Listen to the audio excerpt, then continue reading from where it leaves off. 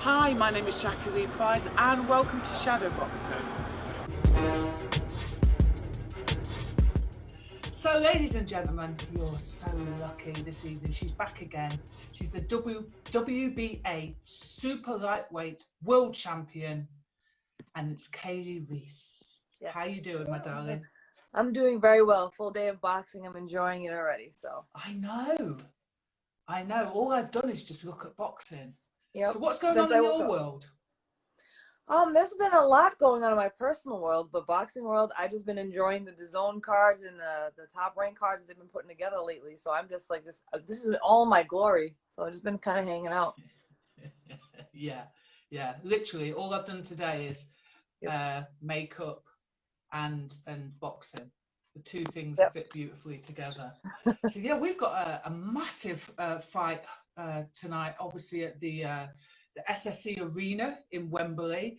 But I wanted to talk to you a little bit before we get into that and who's on that card. I've noticed that you've been doing a little bit of talking about something that's very dear to your heart. I just wondered if you wanted to share a little bit with us.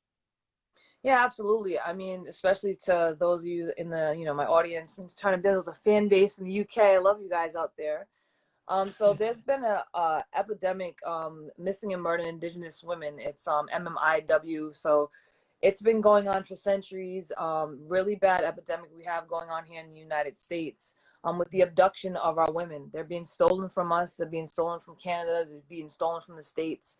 And, if you dive into that wormhole of why, first that's the first and most important reason, or the question is why is it happening to us?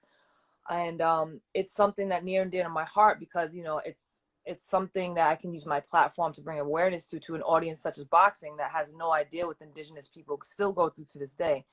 Us as Native people, us as Indigenous people know our issues, but it's getting it out to people who are not Indigenous and don't really follow Native American issues because it's not a primary issue that we need to get those eyes on. There's the statistics are statistics, but back in 2016 there was almost 6,000 cases reported of missing and murdered Indigenous women. A lot of these women are not found, and that's only what was reported. Now we all know government and officials, what's reported could also be very well off, and it gets to the point where these families of these missing women, daughters, aunts, mothers started being afraid of reporting their loved ones missing as Native American because they weren't being searched for. So they were putting down Caucasian or anything but Native in hopes of that the officials would put more effort into this, especially with your federally recognized tribes. When they're a sovereign nation, they have their own everything. The government's like, okay, well, you have your own jurisdiction in your own government. You guys handle that. It's out of our hands. So it's something that is not just Indigenous women. It's not just Indigenous women, but it's a huge epidemic. If you look up statistics, not only missing or murdered, domestic violence, addiction, alcoholism, abuse, homelessness, we are like the forgotten race. They forget about Native Americans, the first original Americans, and we're leading in the top every category. Suicide is huge for the youth in this Native youth, and I have a feeling that a lot of times being in such a secluded area with Native Americans on reserves and reservations, these women either don't know there's something outside of the res, or maybe they're giving themselves up freely to these sex traffickers. There's so much that goes into it.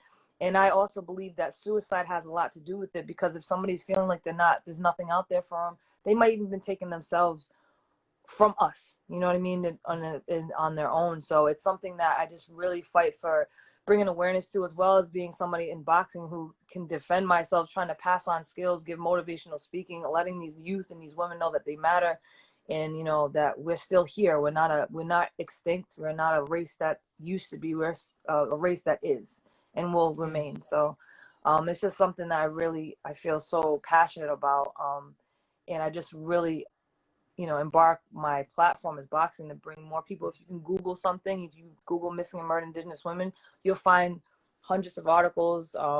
There's Native families that, they have to make their own search parties. They have to do grassroots work. So it's just something that really needs to be put on mainstream media and that people have no idea about.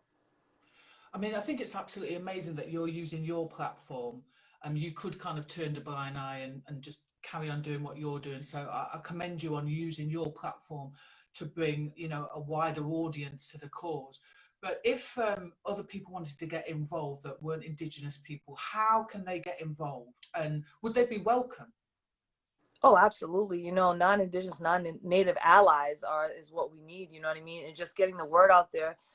This is my own personal opinion. The more people know about it, the more preventative actions can be taken, and teaching our women, our young ones, not just women, because there's young boys being taken away too, how to defend yourself, how to, you know, take more safety precautions when you are out with friends, where you are, just kind of know your rights and know your worth. Because I really strongly believe in being a Native American and having experienced that genetic genocide that's just instilled in us. You know, it's something that is not talked about enough, and that people and our people might put ourselves in situations where maybe they could have avoided this, or maybe been, just because it's kind of just like going through life, feeling like you're not worth anything. You can kind of put yourself in these predicaments, and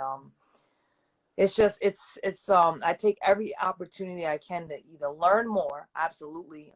You can, you know, there's organizations, like I said, these grassroots organizations that, you know, that using their own resources, money, and trying to create these search parties. So, you know, you can look up any kind of organization that's trying to raise money to have more resources because they're not getting it from the government. Just educate yourself on what's going on in the areas, the problem areas, and just try to, you know, there's any suggestions, any kind of advice, any connections that other people have with just taking these preventative actions is really, I know these organizations that were made by these families need funding to have search parties, or have, you know, more investigative actions being taken, maybe where they're missing funds for it. So, I mean, you can just, any organization, and just being aware. So I think if we say to people, you know, one of the things that you can do straight away is obviously you can follow Kaylee and look at her Instagram, and she's also on Twitter. Just have a look at that, and then you know, see what you can assist with. Yeah, absolutely. What I think is amazing though also is that, again, we can use boxing as a tool, like you were saying about helping people to defend themselves. You know, helping people to have high self-esteem, or rediscover their own self-esteem. Do you know what I'm saying? Absolutely. Absolutely. So tonight, wow. Joshua Pulev. Yes. Thoughts? So obviously it started here because it started, I think, at 5:10. Who goes to boxing at 5:10 in the evening? Jesus, Smart it's people. like an amateur thing. I know. Sorry? Smart people start boxing early. Yeah. Okay, so we've missed a few. Who I would really like to say, in terms of one of the early bouts, Ashfaq Lane. Ashfaq got beaten his last fight. He's come back, brushed himself down, got us back to winning ways, stoppage in the 4th round. So I'm really, really happy about that for him. Lovely, lovely, lovely kid. Hughie Fury is fighting a guy called Watch. Please, God, I've got that right. Yes. Cousin of Tyson Fury, 6'6", you know, quite a difficult character to sort of pin down. What are your thoughts on this fight? Well, I do believe they share a common opponent in Povetkian, correct? So I watched Vak. I wasn't too familiar with him, but I did catch a couple of fights, and I just had to remind myself of what his style was. I just think that Vak is such a slower fighter. It's like he just moves in slow motion. He doesn't really know much of his range too much, whereas Fury does. And he has fast hands, and he's pretty accurate as well. So, you know, I'm going to go with Fury on this one. I just think Vak is a little bit too slow, and he kind of doesn't have a really great punch selection as well, where Fury does, you know. Yeah. He's got a nice jab as well, Fury. Absolutely. And those long, tasty limbs. Yep, yeah, he does. He uses that jab really good at setting up that overhand right hand, which is really accurate with it. It's just a certain way he throws that overhand right that I believe Bach is not going to really have an answer for, because he kind of just follows around the ring. He doesn't cut anybody off. He's a little slow on his feet, whereas Fury has pretty much all the tools to beat him. So I'm pretty confident he'll beat him. Yeah. I'm thinking that's a definite win. But again, anything can happen. Anything can happen. talk about Akoli Jezwensky. Hopefully I've got that correct. Say it better than Talk I your do. thoughts on that for the WBO International Cruiserweight title. I think and I don't know how to say his name. What is Jezwensky? Yeah. Okay, I tried. I think. Listen, for those pronunciation police, we tried. We tried, man. What can I tell you? People get my name wrong all the time. It's fine. Hey, I believe he's tough. He's tough, but he's another one that doesn't know his range. Where the Coley knows his range and he uses that jab. He has those long limbs, and again, he has like fantastic punch selection. And he's one of those lanky, longer fighters that looks like he pops really hard. You know, he has that lanky strength. So I don't think what's it called? Lanky strength. Lanky strength. He has that lanky strength, man. That long lanky strength. That's me. Yeah, man. The skinny ones or the lanky ones have that weird, odd strength. I don't know where it comes from, but I don't think he's not going to be able to get past his jab, honestly. And he kind of Jawinski. He kind of comes really forward, like like this, and he looks really tough. He looks like he can land some good shots, but the jab and the punch selection and just the lankiness of Okoli, I'm very confident. I actually like him. I like watching him work. I think that might be a new term for boxing: lanky strength. The lanky strength. Lanky strength. So yeah, I have to say, listen, here Okoli. There's a love and hate for Okoli because of his awkwardness. He's not the prettiest to look at. I don't mean physically. I mean as in his boxing ability. But he throws shots from really weird, awkward angles that you're like, that shouldn't work. But it did. But yeah, I agree. He's actually he's pretty strong. What I couldn't find out about Jawinski was there's not much online about him. But what I did see, he's quite strong. He's that typical kind of Eastern European upright boxer. Yep. Will he give Okoli trouble? I don't think so at all. I can't see it. He was a late sub. He wasn't supposed to fight. He was supposed to fight somebody else, Okoli. I guess they kind of put him in a little later. So I don't think he'll give him any trouble. His Okoli style kind of reminds me of my home teammate, Demetrius Boo Boo Andrade. He's like a right-handed version because he just has that weird angles and he just uses that jab. So I enjoy people who are unorthodox in that sense. Yes, yeah.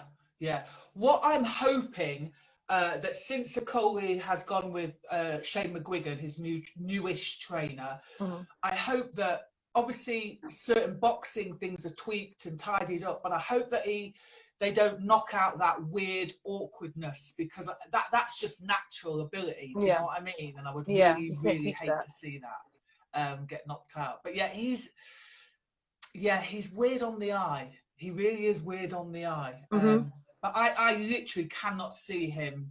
I cannot see Jawinski being able to figure him out, to be honest with you. No, I don't think he won't. Like I keep saying, I don't think he'll be able to get that past the jab. He uses the jab to place a lot of shots, and he really sticks it out there. It's almost one of those annoying nuisance things that maybe let's see how the mental strength of Jawinski is if he can get past that annoying jab. You know what I mean? Yeah. And let's talk about the big man, Anthony Joshua. What are your thoughts on this against Pulev? I have got to say, and I said this before, that Anthony Joshua impressed me the most his last fight, as in he stuck to a really good game plan and he showed poise, he showed discipline, and can he do that against Pulev? I mean, we know he's a knockout artist. We know that he can knock down the big guys, he can tussle with them, and he's the type of fighter that's learned on the job. And, he was a little wet behind the ears, but he definitely stepped up a couple of notches in my boxing IQ book because they had a really good game plan and he stuck to it. So which one is going to come to this fight? Is it going to be the knockout artist, which Pulev, I mean, clearly can get knocked down. I think Pulev is really tough. He's really tough. But if Anthony Joshua has done all the work that he says he has, and he kind of added to his arsenal, I believe that he'll keep his poise and kind of pick his shots. And hopefully he'll know when to unleash those knockout punches. Pulev, he's a tough guy. He's going to be tough to get through. But, we've already seen him get kind of broken down a little bit. You know what I mean? I'm going to be honest with you. It's been reported here as him being quite tough, as in Pulev quite tough.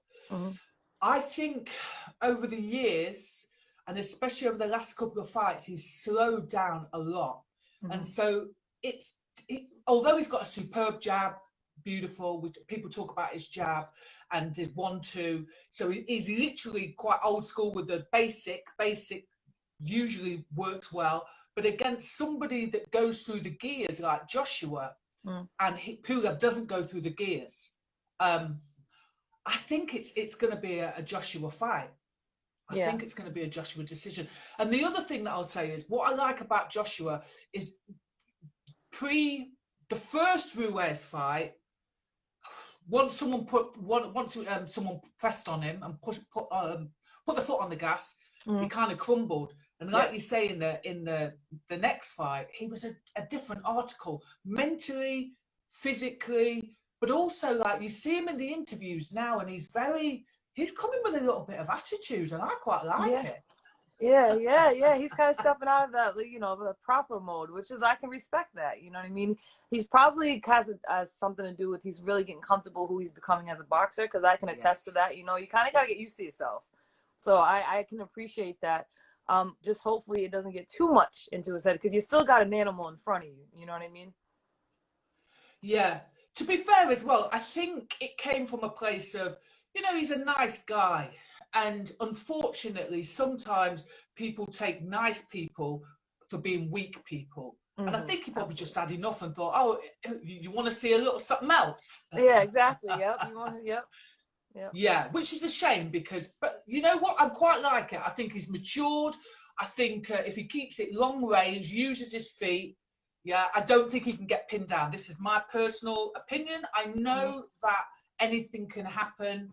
But I just saw such a switched on Anthony Joshua against Ruiz the second time around. Yeah, definitely. So I was like, okay. Sorry, go on. No, I just was like this, watching it, like, okay, I see the game plan being a boxing head anyway. But I'm like, that was a really good game plan, and I can appreciate his ability to keep to it. So that, and also because you will obviously understand. That there's probably one side saying entertain in your head, and the other side going just box him. For me, as a boxing purist, I just want to see boxing. But there was he got quite a lot of criticism, didn't he, last time, for not entertaining. You know what? Sometimes it bees like that. That's what we say. It bees like that sometimes. So you can't please everybody. You just got to get your job done. And however, a win's a win, and you get your job done. It might not be pretty. It might be really ugly, or it might be boring, but you got your job done. To be fair, I thought he was great. I thought, you know what? Fair play to this kid. He's come out, and it's not easy to add stuff in such a short space of time to your arsenal, is it? No, especially when, like I said, he kind of learned on the job. You know what I mean? So kudos to him. And Bakoli and Kuzmin. I don't know a lot about this Kuzmin, but it's for a WBC international heavyweight title. Did you see the last Bakoli fight where he got knocked out? I didn't see where he got knocked out. I was watching, because I know they share a common opponent in Hunter, and I actually like him, Michael Hunter, a lot. He's a really game heavyweight opponent, and I give him so much credit. So I just wanted to see the common opponent. I didn't see when he got knocked out, though. But I can say he fights like he's small. Like, he fights inside other people's range, and he was fighting inside the Hunter's range, which I was so confused about. I mean, he kind of was in his range way too much, and he allowed him, and not taking anything away from Hunter, because I think he's a really skilled fighter, but he made it easier for Hunter to do exactly what he wanted to. And when he even hurt his shoulder, it was no point to even keep going, because he was down on the cards and he was losing the fight. So, I mean, I don't know. I'm not a huge fan of his, because he doesn't use his size the right way. Do you know what I find quite upsetting is, number one, there was this whole thing about whether he wanted to quit and whether he had or hadn't injured his shoulder. For me, that job should have been, taken out of his hands. It should have been the trainers. Absolutely. He was obviously saying, I'm distressed, etc. I don't think he would have got knocked out. He would have lost. Yeah.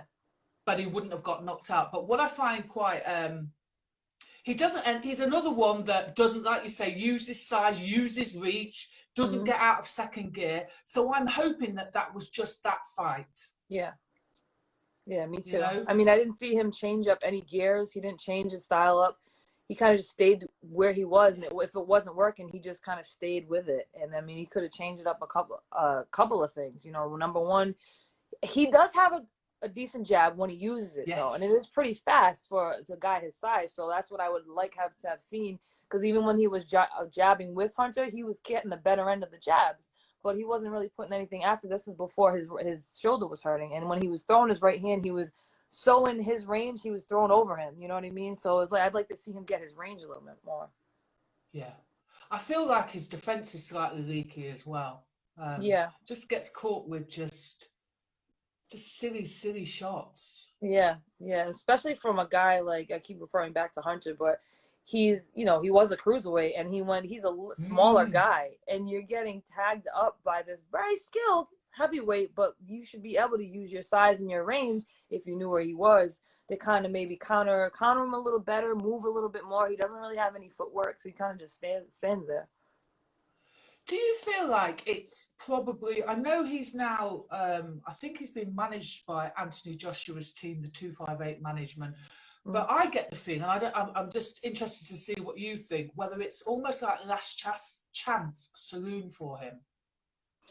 Probably. I mean, like I said, I didn't really see anything change throughout his career. So they're probably just trying to give him one last push. And then, I mean, he's just going to possibly fall into the opponent pool of the heavyweights, where heavyweights is not nearly close to what it was in like the 90s. But the heavyweight division, I mean, there's some up and coming, but I think at this point, if he doesn't change it up and show something really spectacular that he's going to he's different than any other heavyweight, I really don't see anything else happening for him. I mean, I would love to, but I don't see it. But I think this fight coming up, they have similar styles where they don't really know their range. So I think this fight will be good for the both of them, actually, because they kind of have.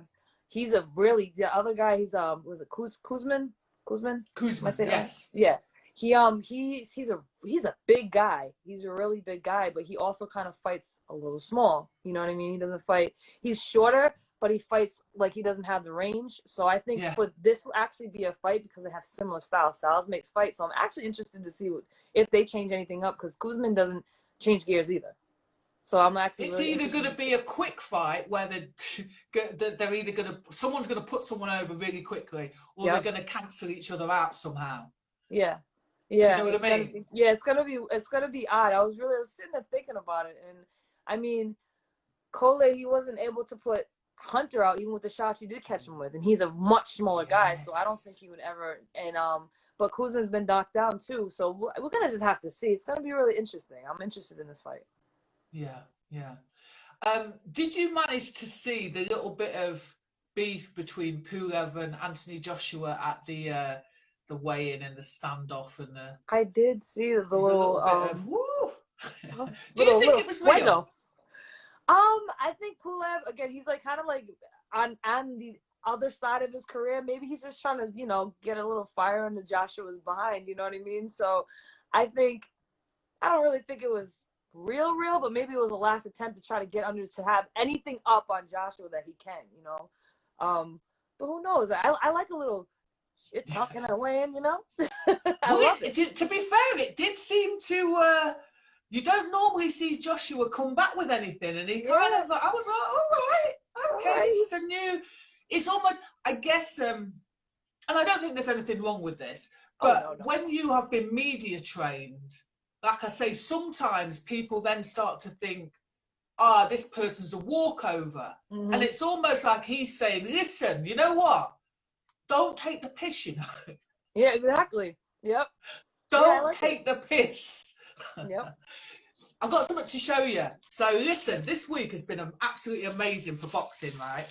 So I entered a raffle. I wanted to mention this person. So he's a professional boxer. He had a couple of years out, has come back. His name is Bradley Skeet, and he came back and he ran a raffle this week. So it was 1 to 20. You bought a ticket. Guess who won? You won. What'd you win? So look. This is the unveiling. Okay. The unveiling, right? Listen. They'll get vexed when you see this, right? They'll get vexed. Oh man, I can't promise that. My vex. Oi, oi, oi, you should see this. All right, you ready? I'm ready. Woo! It's like the Chanel of gloves, of boxing gloves. Okay. Okay. What size are those? What size are those? Those are pretty. I like the color. Oh, Thank wow. you. Oh my God.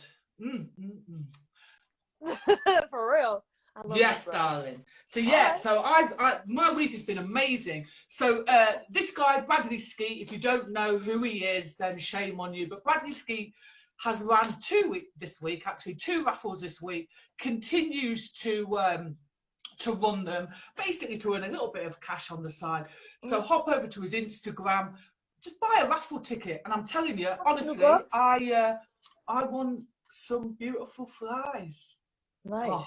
Nice. I You gonna break can't those even bad wait. boys in? Huh? You gonna break them in? Oi, listen, this has given me the incentive to get back in the gym. If you want to sponsor Jacqui-Lee Reis Fly, if you want to sponsor Shadowbox UK, because we have to share the love.